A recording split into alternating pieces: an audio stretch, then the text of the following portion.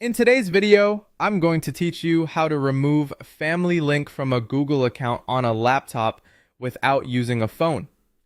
To get started, open any web browser on your laptop. You can use Chrome, Microsoft Edge, Firefox, or whichever browser you prefer. Once the browser is open, go to the Google Family Management page.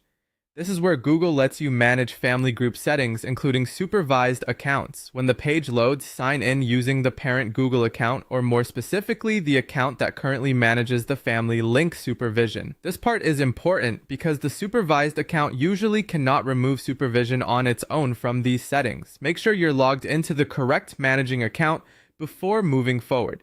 After signing in, look for the family group section and select the child's Google account from the list. This will open the settings related to that supervised profile.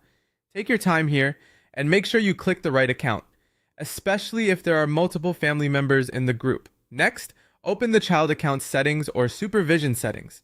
The exact wording may vary slightly depending on Google's current layout, but you're looking for the section where supervision controls are managed. Once you're there, find the option labeled Stop Supervision. If that option is available, click it to begin the removal process. At this point, Google may ask you to verify your identity. This is a normal security step. You may need to enter the parent account password or complete another verification method.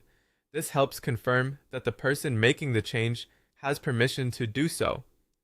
After verification, review the information shown on the screen carefully.